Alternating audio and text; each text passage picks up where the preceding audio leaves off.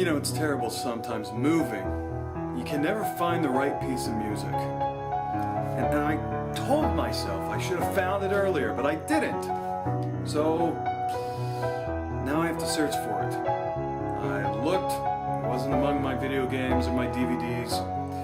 It's not among my music books. You know, it's not next to Super Mario Brothers.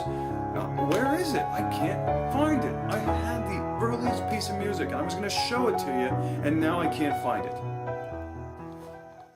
Oh, come on, come on. Maybe it's in here. No, I hope it's in here. Oh, this isn't going to work. I don't see it anywhere. Oh, maybe one of these shoe boxes. Fila? No, it's not a Fila. Alright, come on, Skechers, be my hope. Alright, well this looks like nothing but scorecards. Jeffersonville, that's a nice golf course. Oh, come on, where is it? Wait, what's this? What is this? Huh. This looks familiar. Well, I finally found it. This is something special. This is the original piece of music. Alright, this is the Epitaph of Seikilos. And it was written by an Ionian Greek, and the Ionian Greeks are in modern-day Turkey, alright, on the southwestern part of the country. And a gentleman named Seikilos wrote this piece for his wife. She had just recently passed away. Okay? But as you can tell with this fragment that I have, this fragment of the song, it's an entire song, it doesn't make any sense. As you can see here, the lettering is completely different to our modern notation. Obviously this is in ancient Greek, it's not in English. There's also notations here as well. We have above here, alright, so right here is the Greek lettering. Above here is our notation system. And while it looks really bizarre, it is actually showing us pitches and rhythm. Let's look at it real quick. Alright, so as I look at this piece, okay, the first thing that I see is a C followed by a Z. Alright, it goes C, Z, Z. Reference, okay? C, Z, Z, okay? Now the C's got nothing above it, okay? The Z, the first one here, has just a line. The second Z has this real funky looking sideways L with a dot right here, okay? Now, just looking at that, I can tell a couple things, okay? I can tell that each of them have a different rhythmic value, alright? That's my guess on that, because here's the first thing. C could be a note. Could it be RC? Maybe. I don't know. Z, obviously, we only have A through G in our alphabet, musical alphabet, so can't be, you know, one of our notes that we're thinking of, you know, clearly, alright? But I do know, since it goes C, Z, Z, to me, or I guess if we're going technical, it'd probably be zetas, okay, if we're going Greek alphabet.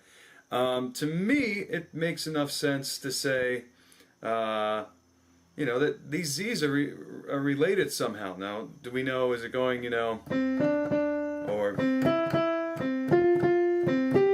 you know, how far apart are these notes? Alright, I don't know that, okay? As for the rhythm, you know, one line versus the L, alright, with a little dot in the middle there. You know, could one be longer than the other? Who knows? Probably, alright? Looking farther down the line, here I see this.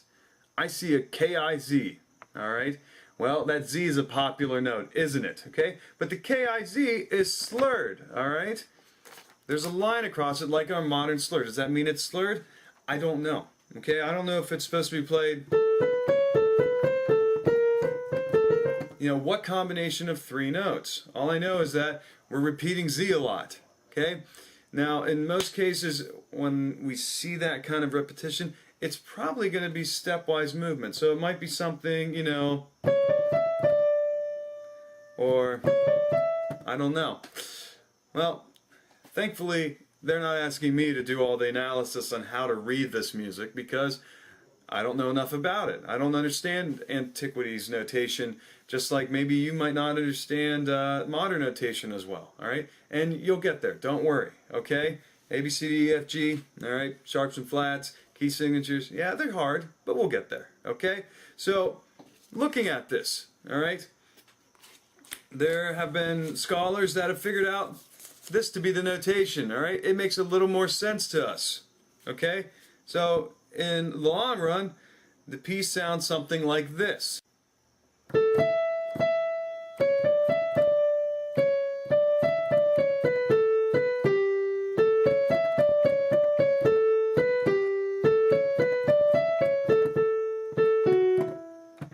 So as we can see, this piece of music is actually quite lyrical, and it has a very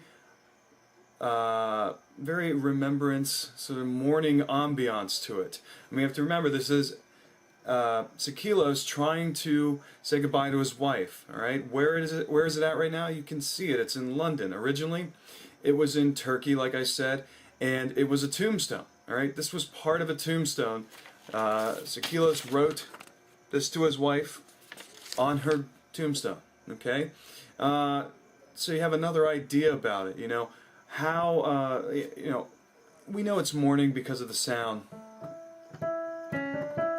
You know, but what does it actually mean? Okay, when we translate it from ancient Greek to probably Latin, then to English, all right, maybe from ancient Greek to English, what we have is the first line here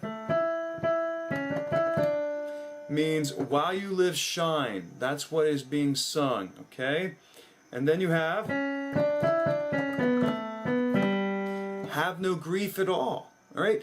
Those notes have that element of grief in them. You know, you're feeling grief, but at the same time, you're trying to tell the person, don't have grief, okay? You know, and then we come on to this line. All right?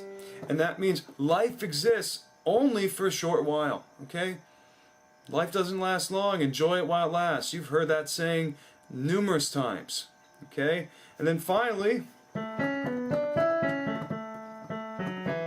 right, that means that singer's singing, excuse me, and time demands its toll, all right? So the whole song, while you live shine, have no grief at all. Life exists only for a short while, and time demands its toll, all right? The general meaning is life is short, enjoy it. And I can't speak for Seikilos because I was born in 86, he was born in the 200s BC, all right?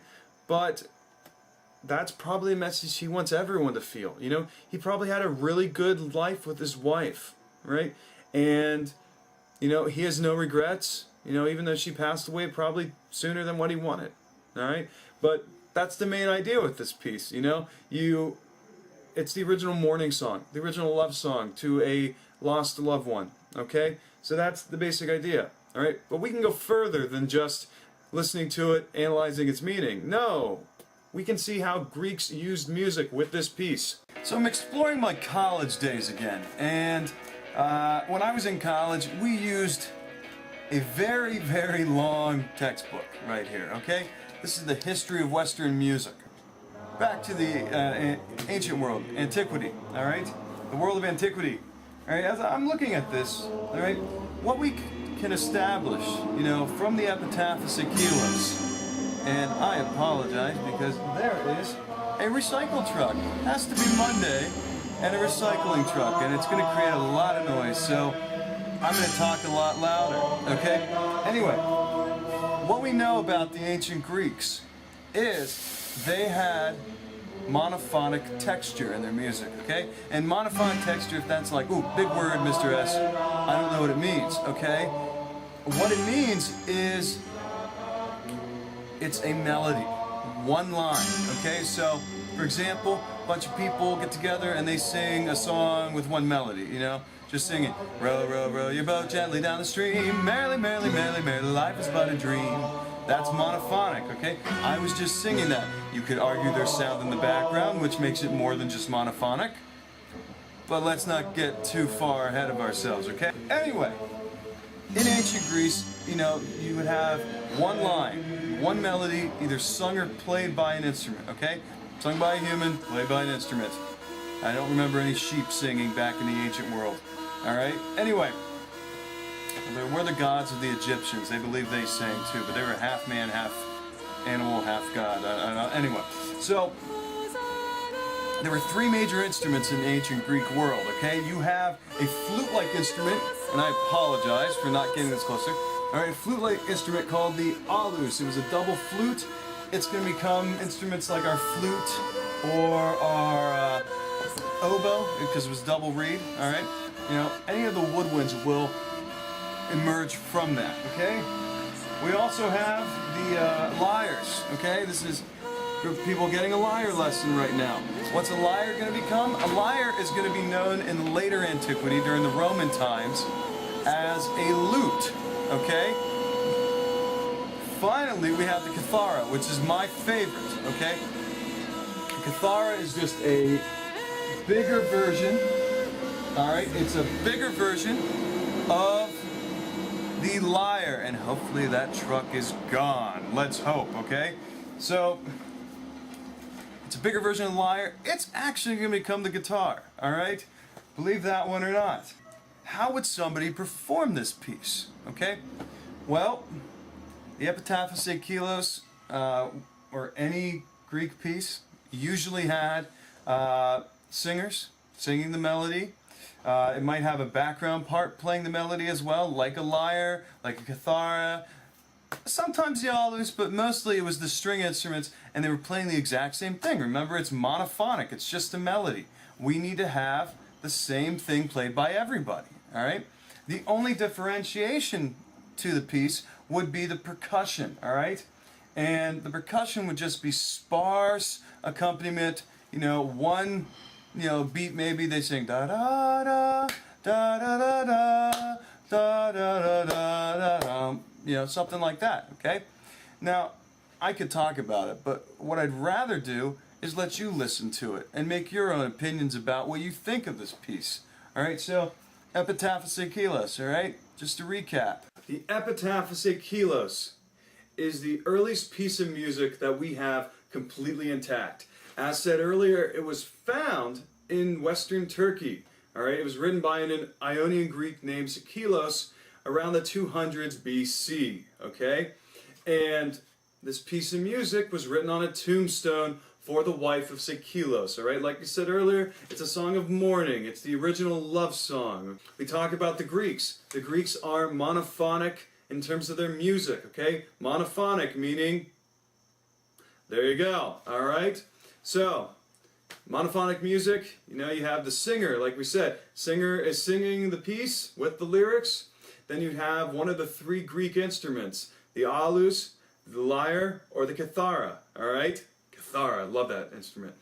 And these three instruments can accompany this singer. And then you have some rhythm in the background, like a drum or shaker of some sort. Shakers, drums, been around since the dawn of time, okay? What came first, the singer or the drummer? I'll let you decide. So next time, what are we going to talk about? We're going to look at the music of ancient Israel and ancient China. Two civilizations that we have tons of resources for music. So that's what we're going to look at next time, okay? Have a great day, get your assignments done, and we'll see you when we talk about Israel and China. Have a good one. Take it easy.